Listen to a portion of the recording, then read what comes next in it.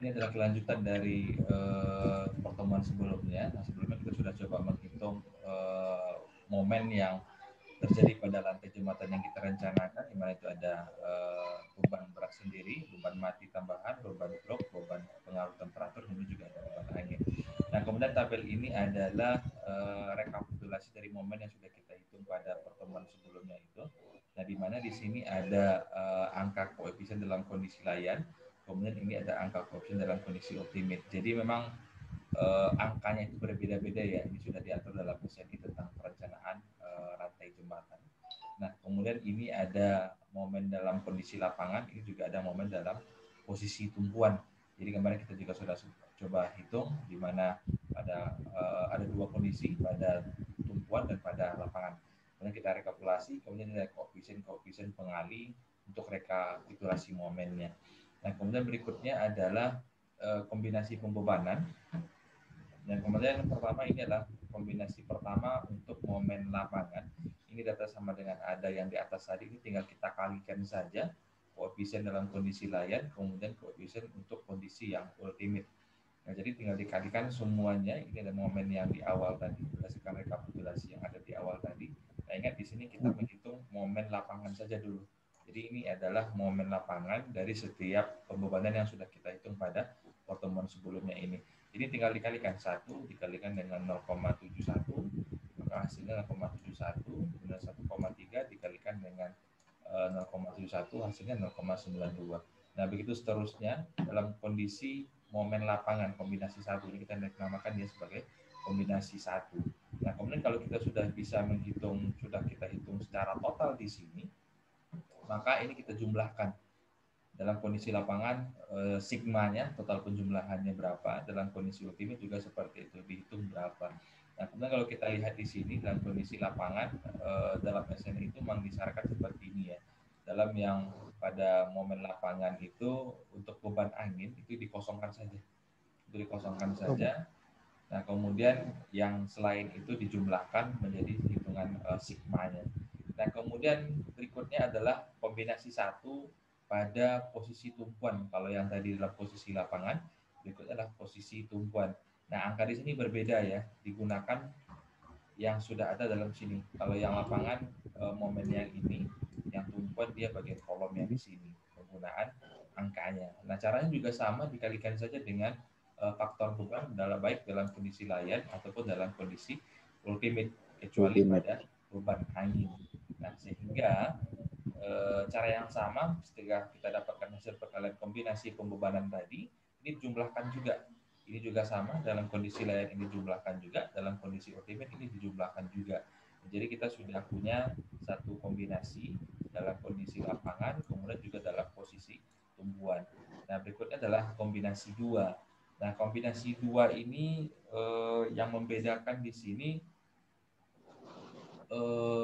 kalau dari segi momen ini masih sama ya. Kita menggunakan misalnya di lapangan ini sama, kita menggunakan 0,71 di sini, ini juga sama kombinasi yang keduanya. Kemudian yang membedakan di sini adalah beberapa angka koefisien nanti yang akan berbeda. Kalau kita lihat di sini ini masih sama ya.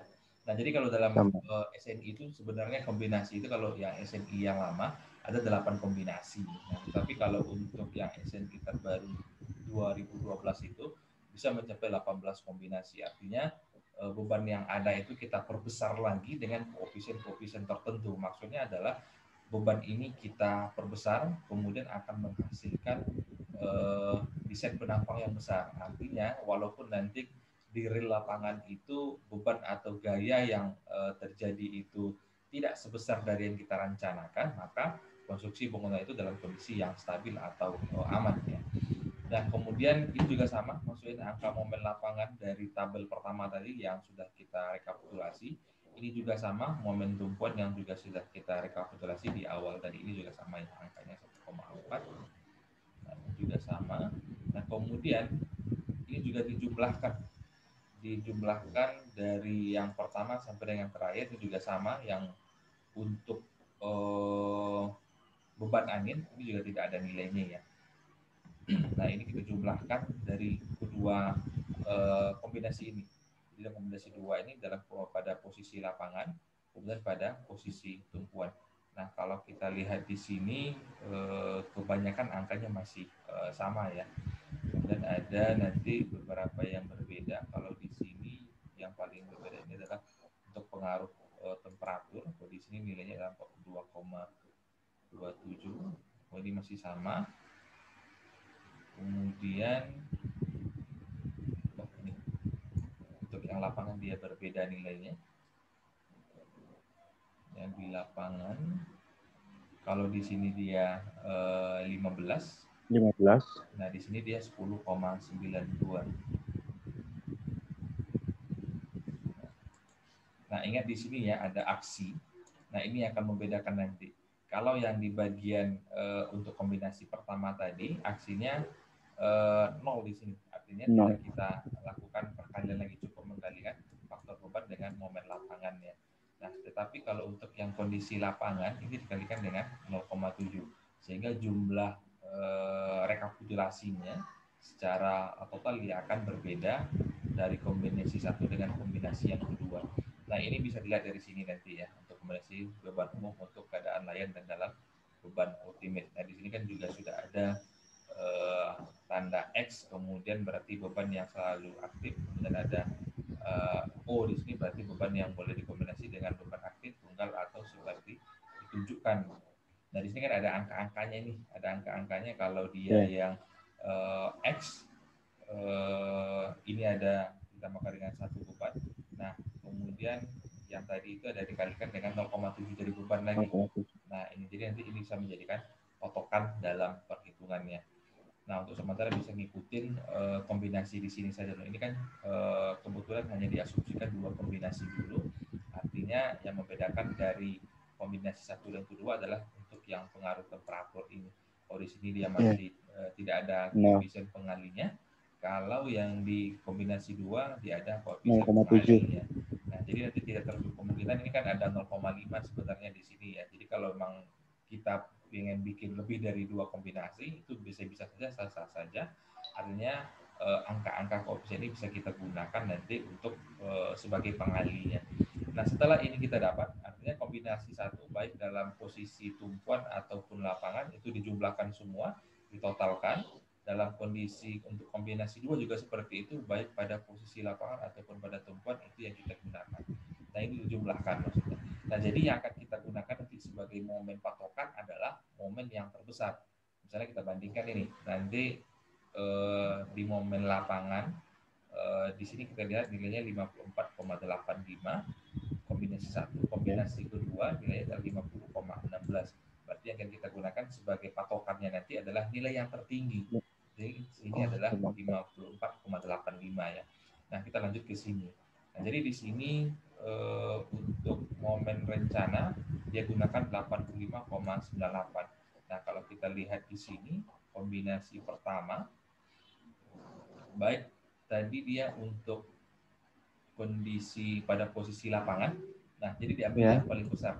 Jadi kan ada 2 kondisi lain dan dalam kondisi ultimate. Nah, kalau kita merencanakan suatu elemen struktur, jika ada dalam 2 kondisi seperti ini, dalam kondisi ultimate, maka yang kita ambil sebagai perencananya adalah nilai yang paling besar. Ini kan untuk posisi lapangannya ada dalam kondisi ultimate. Yang kita gunakan di sini adalah 85,98. Nah, sini kan ada yang 84, benar ada 49. Jadi memang diambil yang paling besar untuk kombinasi pertama pada posisi lapangannya. Oke. Ya, Pak. Nah, kemudian kenapa kita ambil yang pada posisi lapangan? Karena yang posisi lapangan itu berada di tengah bentang, karena itulah bagian kritis dari sebuah penampang struktur. Nah, ini kan kita ambil yang tulangan lapangan, tulangan lentur positif, artinya ini kan kita sedang merencanakan sebuah plat lantai komposit, artinya di bawahnya ada baja girder, kemudian di atasnya ada beton bertulang. Nah, yang kita rencanakan di sini adalah plat beton yang ada di atas baja tersebut. Nah, langkah perhitungan berikutnya ini persis sama dalam mata kuliah struktur beton 1 atau struktur beton 2. Saya rasa ini mungkin sama Bu Neri sudah belajar ya. Sudah pernah dapat belum rumus yang ini untuk perencanaan penampang beton ataupun dimensi tulangannya? Udah tuh, Pak. Sudah ya. Nah, ini mungkin sedikit mengulang lagi. Nah, jadi momen rencana yang kita gunakan ini untuk kombinasi satu, ini adalah MU 85,98. Artinya di sini adalah nilai yang paling besar dari dua buah kombinasi ini. 84, di sini kan ada 85, ada 84, dan ada 46. Jadi yang kita gunakan pada bagian lapangan itu adalah 85. Kalau kita lihat di kombinasi dua, nilai yang paling besar itu adalah 50. Maka yang kita gunakan sebagai MU rencana itu nilai yang paling besar 85,98. Nah, kemudian di awal modul ini kita juga sudah asumsikan mutu beton FCFC-nya adalah 20,8 MPa. Mutu bajanya seperti ini. Ini data-data sudah ada di awal soal kemarin ya. Nah, berikutnya adalah yang tidak ada itu dimensi tulangan. Diameter tulangan lentur rencana itu dia menggunakan diameter 16 mili. Ini tidak mengikat, boleh saja nanti misalnya dalam perencanaan kita pakai misalnya diameter yang lebih kecil. Nah, sehingga nanti kita bisa membandingkan, oh ternyata kalau menggunakan diameter lebih kecil dari ini, jumlahnya menjadi lebih banyak, misalnya kemudian jaraknya juga harus lebih rapat. Nah, ini diasumsi dengan diameter tulangan lenturnya adalah 16 mm, kemudian faktor reduksinya adalah 0,8, kemudian momen nominal ini adalah MU dibagikan dengan V. MU-nya tadi adalah 45,98 dibagikan dengan 0,8. Sehingga nilai MN itu adalah 107,47 kN milimeter tadi. Nah, ini adalah sebenarnya ini adalah kemampuan dari baja kita untuk lantai kita dalam menahan gayanya nanti. Kemudian ini adalah gaya yang akan terjadi pada lantai jembatan yang kita rencanakan. Jadi ini masih bersifat asumsi, bisa nanti akan berubah pada perhitungan terakhirnya. Yang pertama yang kita hitung adalah tulangan lenturnya, tulangan lentur bagian lapangan. Nah, rumus di beton itu kan dia berurutan seperti ini untuk menghitung luas penampang dari baja tulangan yang akan kita perlukan. Yang pertama adalah tahanan momen nominal atau sering disingkat dengan RN, di mana rumusnya adalah MN dibagi dengan B dikalikan dengan D pangkat 2. Di mana B itu adalah lebar lantai yang ditinjau, yang kita tinjau adalah per 1 meter. Kenapa nggak per 2 meter? Karena nanti akan sama saja, jadi kita hitung per 1 meter saja. Ini walaupun nanti lebarnya sampai dengan 10 meter, 20 meter, tetap kita hitung per 1 meter. Nanti untuk mengetahui berapa banyaknya tinggal kita kalikan saja nanti dengan jumlah panjang bentangnya. Nah, kemudian itu ada koefisiennya Pak ya? Ya, ini sudah ada menjadi rumus ya, rumus dalam perencanaan beton. Saya rasa ini juga akan buka lagi yang materi untuk struktur beton 1 biasanya ini sudah ada. Beton 1 tuh Pak? Ya, beton 1 biasanya. Karena beton 2 kalau saya tidak salah belajar tentang lantai 2 arah kalau salah ya. Nah, kemudian D kodrat ini adalah tebal efektif lantai. Nah, tebal kita di awalnya kan adalah 20 cm ya kalau saya tidak salah. Kemudian ini perlu dikurangi. Nah, ini kondisi awalnya 20 cm atau 200 mili. Kemudian ini tebal selimut beton 35 mili. Jadi dikurangi 200 dikurangi dengan 35 mili. Dia menjadi 165 mili. Ini adalah tebal lantai yang efektif setelah dikurangi dengan selimut beton. Jadi ini adalah kondisi baja tulangannya dulu.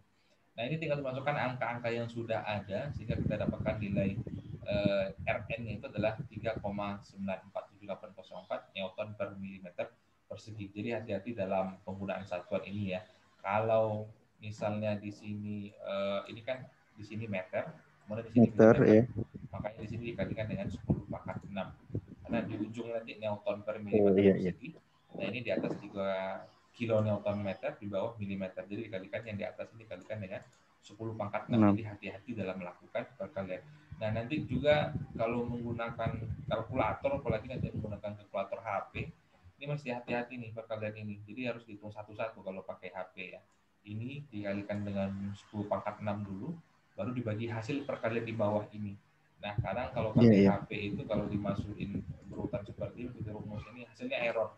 Kecuali nanti kalau menggunakan kalkulator yang besar gitu, yang sudah ada rumusnya, ini hasilnya biasanya bisa pas.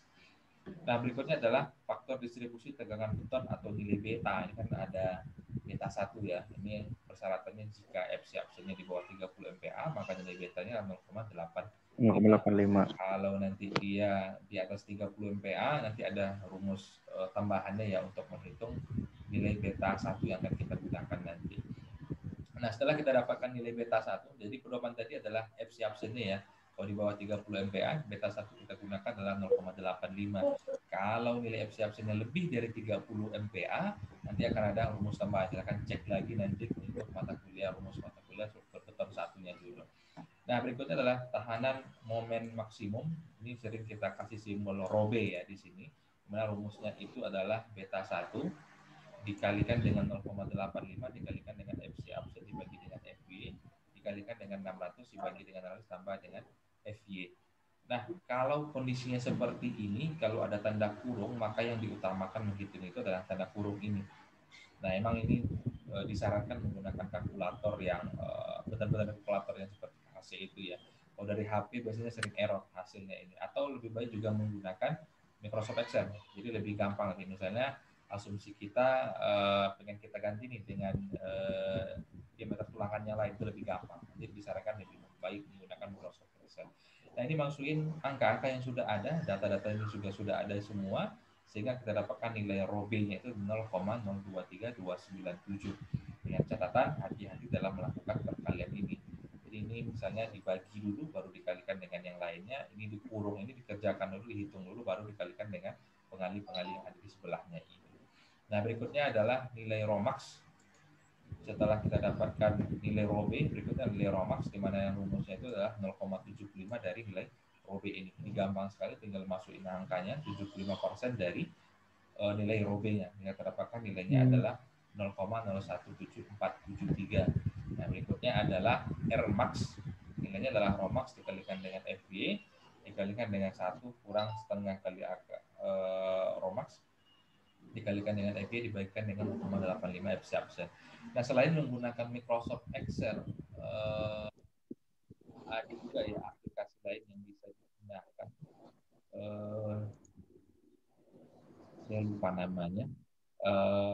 Tapi kita harus mendefinisikan dulu. Coba cek apa masih ada saya software-nya atau tidak. Ini nanti memang fungsinya bagus sekali setelah kita susun menjadi satu rumus. Jadi misalnya kedepannya misalnya kita punya sebuah kasus ya, kita pengen menghitung merencanakan suatu tak lantai misalnya, kita sudah definisikan ya rumus-rumus yang ada di sini. Jadi tinggal kita ganti angka di awalnya, maka di bawah dia akan berubah secara otomatis. Kalau Excel bisa juga sih, tapi yang rumus ribet seperti ini agak susah mendefinisikan dalam dalam rumusnya. Nah, kita lanjutkan saja. Kemudian kita dapatkan nilai Romax-nya itu adalah 5,49853. Nah, kalau melihat nanti ada dikalikan dengan 10 pangkat 6 atau 10 pangkat 3, itu adalah angka pengali untuk menyamakan satuan ya. Atau kalau bingung rasanya di sana, mungkin perlu disamakan di bagian awal di sini. Nah, ini kan dikalikan dengan 10 pangkat 6, ini untuk menjadikannya kesatuan Newton milimeter. Kalau rasanya susah di sini, maka di sini berubah langsung. Kalau dimeterkan itu Pak. Semuanya satuannya. Kalau semuanya karena kita menggunakan milimeter, maka semuanya digantikan ke dalam satuan milimeter. Kalau yang menggunakan Newton, maka ini digantikan menjadi Newton semuanya. Tapi kalau masih rasanya masih bisa konsentrasi dalam melakukan perkalian satuan ini juga bisa digunakan dalam rumus ini. Nah, berikutnya adalah rasio tulangan yang diperlukan, nilai rho-nya. Ini kan ada nilai rho P, ada nilai rho max ya. Ini adalah rasio tulangan yang kita butuhkan rumusnya seperti ini, masukin angka-angka yang sudah ada di atasnya. Jadi memang ini berurutan sekali.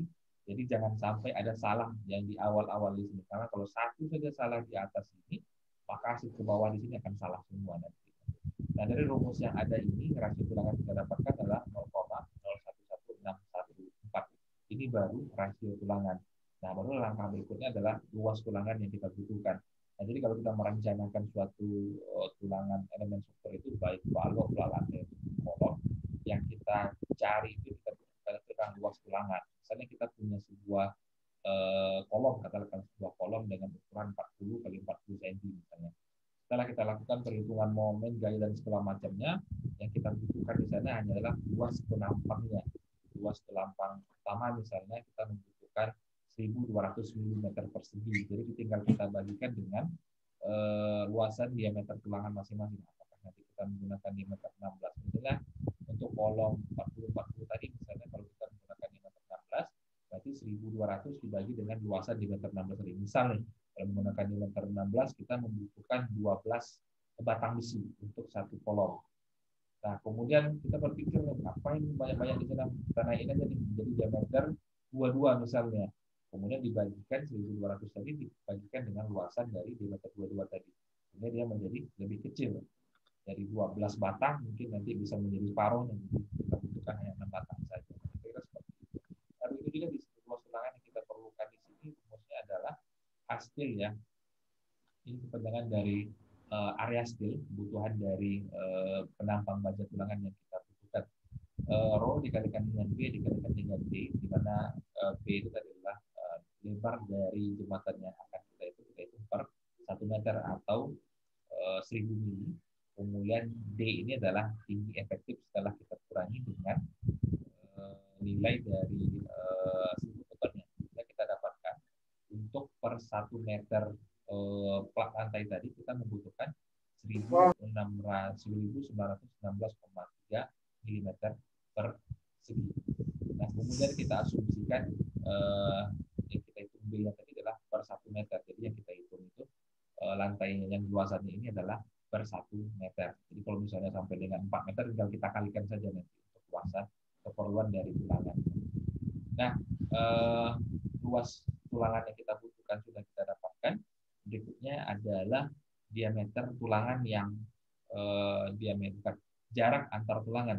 Nah, rumusnya adalah 1/4 pi dt kuadrat dikalikan dengan B dibagikan dengan AS. Nah, dt ini adalah diameter tulangan yang sudah kita asumsikan di awal tadi. Dia menggunakan diameter 16 dikalikan dengan B, ini adalah lebar jembatan yang kita itu per 1 meter tadi dibagi dengan penampang AS 1916,3 mm. Sehingga jaraknya kalau dalam perhitungan adalah 105 mm. Ini adalah yang pertama tadi adalah luasan dari tulangan yang kita butuhkan per 1 meter lantai jembatan. Ini adalah jarak per masing-masing tulangan pada per 1 meter jembatan, lantai jembatan. Nah, sebenarnya kalau ini kita hitung, misalnya luasan dari menghitung luasan tulangan itu kan 1/4 pi d kuadrat, kalau saya tidak salah. Nah, dibagi saja dari 1616,3 ini dibagi dengan luasan dari masing-masing diameter tulangan dari sini kita dapatkan. Nah, di sini dia menggunakan diameter 16, jarak 100. Jadi seandainya nanti misalnya kita menggunakan diameter yang lain, misalnya, itu sah-sah saja, itu biasa-biasa saja. Kemudian kalau kita menggunakan, ini kan diameter 16, kalau kita menggunakan diameter lebih kecil daripada ini, artinya nanti jarak antara satu besi dengan besi yang lain ini menjadi lebih rapat, kemudian jumlah luasan tulangan yang kita butuhkan juga menjadi lebih banyak. Jumlah tulangan itu juga menjadi lebih banyak, luasannya tetap, jumlah besinya menjadi lebih banyak. Nah, kira-kira seperti itu. Jadi dia menggunakan diameter 16 dengan jarak 100. Nah, kalau pengen nyobain, kalau misalnya rumus ini sudah tinggal lebih untuk Microsoft Excel ya, tinggal ganti saja nih angka diameter 16 itu diganti dengan diameter 13, diameter 12 dan lain sebagainya. Sehingga nanti ketahuan kalau menggunakan diameter 13 misalnya, kita membutuhkan berapa batang dengan luasan seperti ini, dan jaraknya berapa. Nah, kira-kira seperti itu. Nah, kemudian tulangan dipasang dengan jarak 100 meter. Nah, ini kan kita dapatkan angka jarak dari satu tulangan dengan tulangan lain adalah 105 mm ya. Ini boleh kita perkecil, tapi tidak boleh diperbesar. Artinya ini adalah yang menjadi syarat 105 jarak antar tulangannya. Ini boleh kita perkecil menjadi 100. Jangan dijadikan 110 ya. Nah, nanti biasanya kalau kontraktor biasanya pengen hemat aja nih. Pengen hemat supaya ada efisiensi penggunaan material di sana. Nah, tapi kalau kita dalam perencanaan ini lebih dikecilkan. Hitungan kita 105, dan kita bikin saja menjadi jarak dengan 100 meter 16 dan jarak 100. Nah, kemudian tulangan dipasang dengan jarak 100 meter, maka luas tulangan terpasang itu jumlahnya adalah dengan kondisi ini ya, diameter 16 dengan jarak 100 tadi, kita coba cross check 1/4 pi dt kuadrat dikalikan dengan B dibagikan dengan S jaraknya tadi. Sehingga tulangan yang kita gunakan itu menjadi 2009,6. Ini lebih besar daripada luas tulangan yang kita butuhkan di awal tadi. Nah, di awal tadi kan rumus ini yang kita butuhkan itu adalah 1916,3. Karena jarak kita kurangi dia menjadi 100, kita genapkan dia menjadi 100 mili, sehingga dia menjadi 2009,6. Lebih besar ini jauh lebih baik dibandingkan nanti lebih kecil daripada yang kita rencanakan. Nah, ini itu untuk yang tulangan bentur. Nah, berikutnya adalah untuk tulangan bagi. Tulangan bagi ini adalah seperti tulangan anaknya. Kalau di balok misalnya, kalau tulangan utamanya misalnya menggunakan diameter 16, dan tulangan bagi ini bisa lebih kecil daripada tulangan utama tadi, atau tulangan tulangan lentur. Nah, tulangan bagi ini bisa lebih kecil daripada tulangan lenturnya. Nah, nilainya itu hanya 50% dari luas penampang dari tulangan lentur. Ini 50% dari luas tulangan lentur. Yang kita dapatkan untuk tulangan baginya itu luasan yang kita butuhkan per 1 meternya itu adalah 958,14 mm persegi. Dia menggunakan diameter 14. Jadi boleh saja menggunakan diameter 14, boleh menggunakan diameter 13 misalnya. Nah, ini perlu kita lakukan cross check ini. Jarak minimum antar tulangan ketika kita menggunakan diameter 14 misalnya di sini.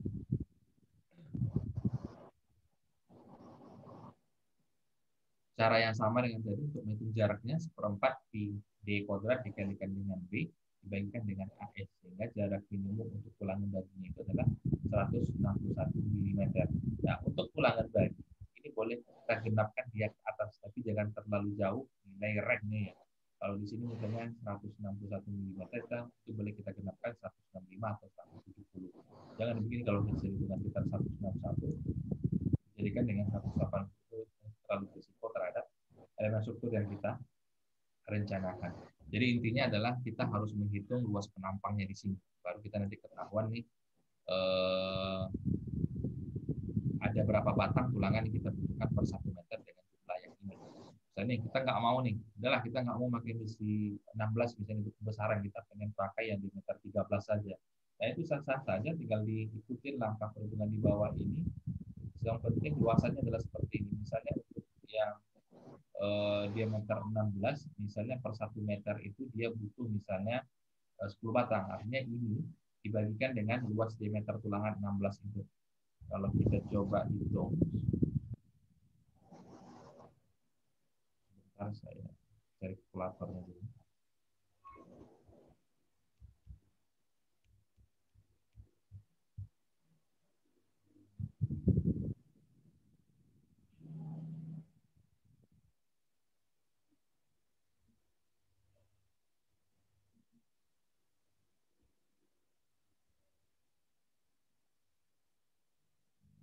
Nah, kalau untuk menghitung luasan tulangan itu kan kalau kita menggunakan diameter seperempat pi d kuadrat. Kalau kita menggunakan nilai jari-jarinya, nilainya adalah pi r kuadrat. Nah, kalau kita coba, kalau kita menggunakan diameter 16 itu,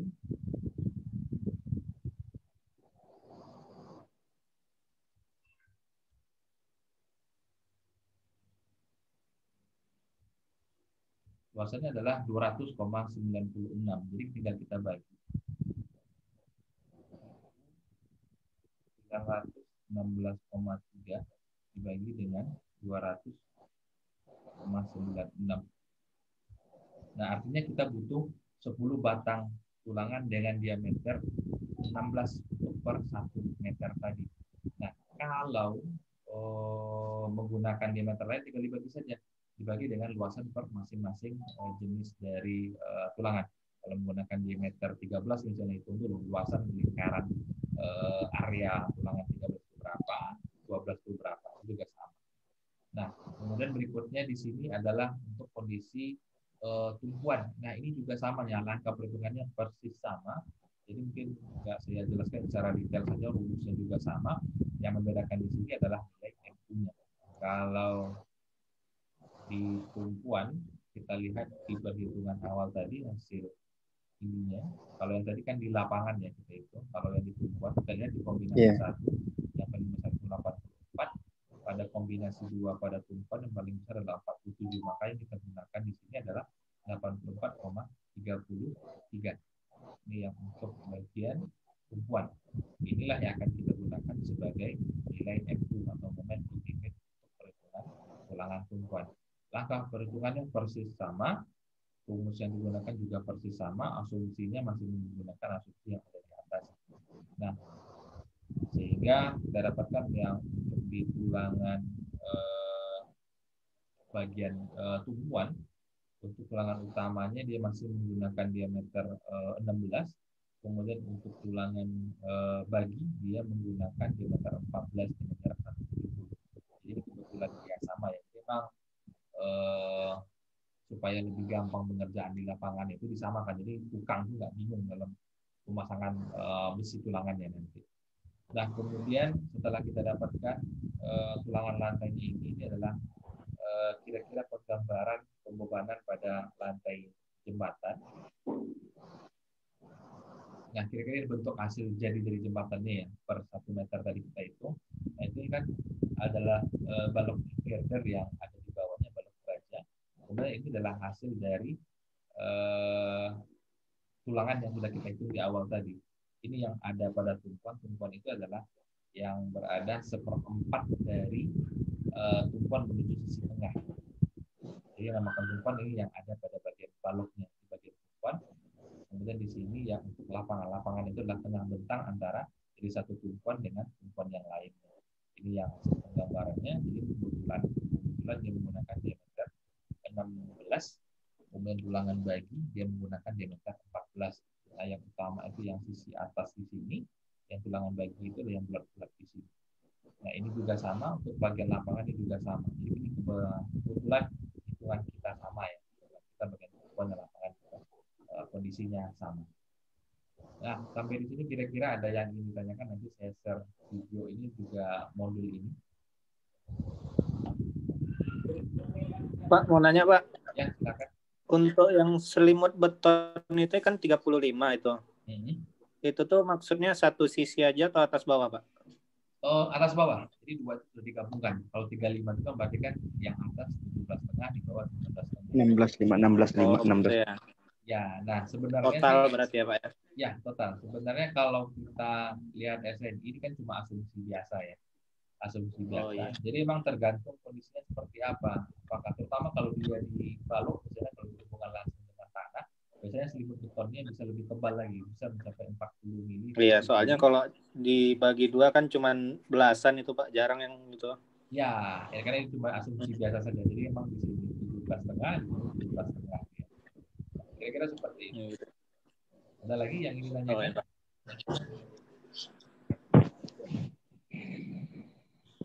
Yang lain ada lagi?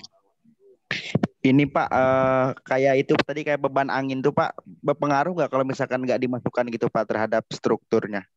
Oh ya, ini tergantung dari kita merencanakan jembatan ini posisinya di mana. Kalau kita kalau kayak jembatan gantung gitu kan Pak, kayaknya agak pengaruh juga tuh dari angin, pengaruh angin tuh gitu kan? Ya betul. Nah, jadi tergantung posisinya di mana. Misalnya kalau kita membangun jembatan di atas sungai dibandingkan dengan misalnya di atas lembah, itu gaya anginnya akan berbeda sekali. Nah, kalau di SNI itu terutama yang berada di 15 km dari pantai ya, karena yang membawa angin itu kan berawal dari laut ya. Nah, itu perlu kita pertimbangkan. Ya, tapi kalau misalnya dia jauh dari pantai, jauh dari lembah misalnya yang kalau kita lihat ini sebenarnya secara kasat mata ketahuan ya seperti apa kekuatan gaya anginnya. Nah, kalau kita merencanakan daerah-daerah yang tadi, maka beban angin itu harus kita hitung. Terus kita hitung pada kombinasi. Ini kan kita asumsikan pada kombinasi beban angin yang kita masukin ya. Karena memang di awal ini dalam modul ini mungkin nggak jauh dari pantai misalnya 15 km dari pantai misalnya, sehingga tidak dimasukkan dalam perhitungan kombinasi bebanan pada beban anginnya. Tapi kalau dalam kondisi misalnya pada suatu lembah dekat dengan pantai, ini wajib kita masukkan. Ada lagi yang lain? Kalau tulangan bagi itu Pak, arah memanjang itu dia Pak ya? Melintang nggak? Yang paling panjang gitu maksudnya, gimana Pak?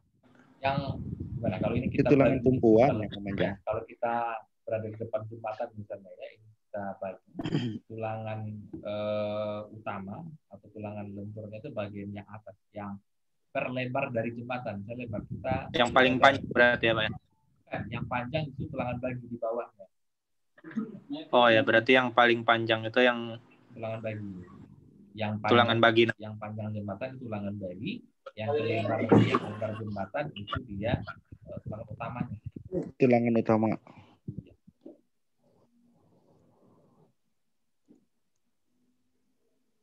Karena emang kalau untuk perencanaan satu itu lumayan banyak ya. Kalau kita di sini modulnya sampai dengan 16 lembar dengan sampai perencanaan.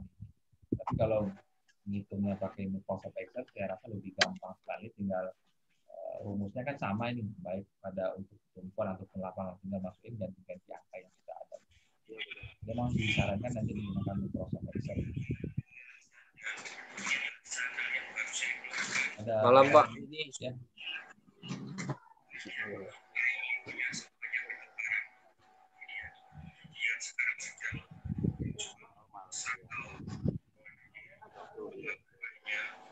Yang lain ada pertanyaan lagi?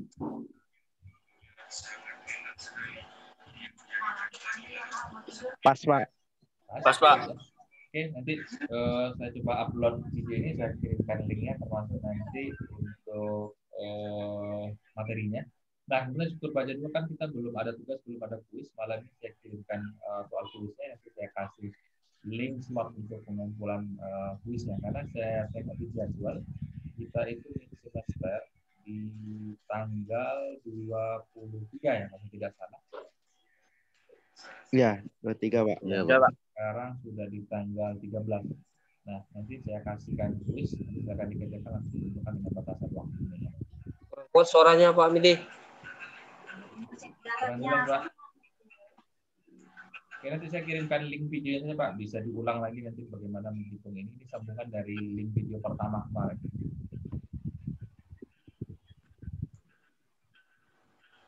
Baik Pak.